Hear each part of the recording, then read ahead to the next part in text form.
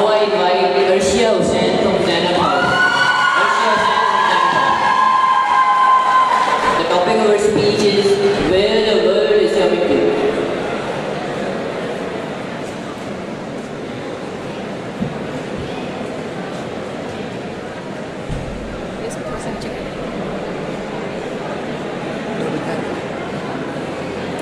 In the name of Allah, the most merciful and the most beneficent.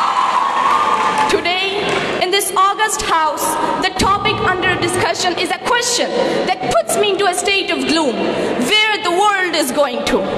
This is the talk of the town.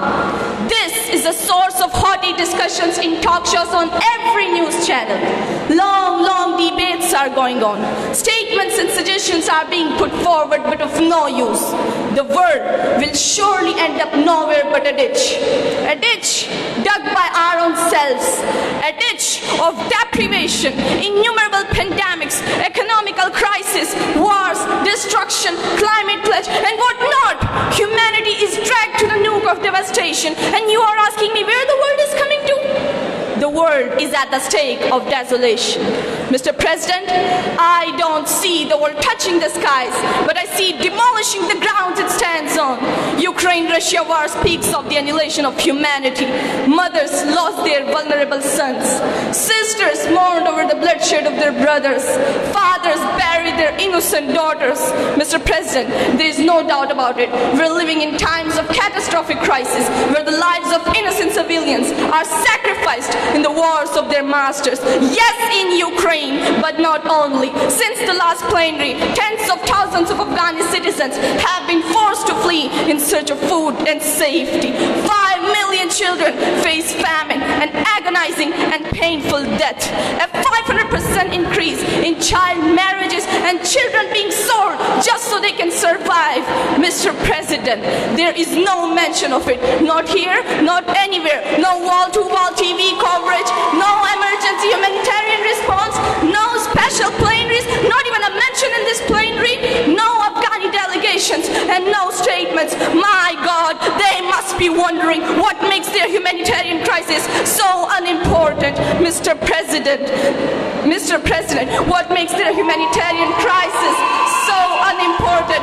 The world is ending with pain and wreckage because, my God, all wars are evil and all victims deserve support. And until we get on that page, there is no credibility whatsoever. Mr. President, do you remember 2019? Of course you do. The world shook to its extreme when coronavirus overshadowed it. The dark clouds of this virus took lives of half of the world, and it's still doing so. We were cornered to our rooms. The smiles that echoed on the roads and the hugs that brought warmth to our souls. It all stopped. We were scared of our own human fellows, and to our amazement, this virus was human-made. And you are asking me where the world is coming to? The world is eating itself like a parasite. Mr. President, how can we forget the climate havoc? Floods ruined countless homes. Pakistan, my own country, is suffering the consequences at its peak.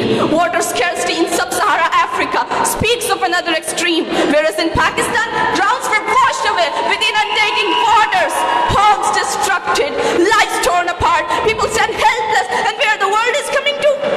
The world is drowning in its own waters. Well, of course, Mr. President, I cannot miss an economical crisis. The poor are getting poorer. Hunger games are topping their charts. People are bound to cross the lines of laws. Snatching, murders, and robberies are increasing day by day. There is no justice or even-handedness. Yet there is favoritism and partiality.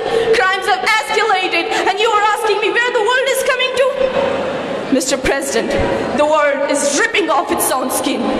I am dejected to speak, yet I cannot back off from the truth. I cannot close my eyes to this horrific scenery. We need to stop all of this before it's too late. Let's take an oath today to change this world before it kills us all. Let's help and change the world's route. Let's take this world to the mountains of success instead of dips of deprivation. Thank you.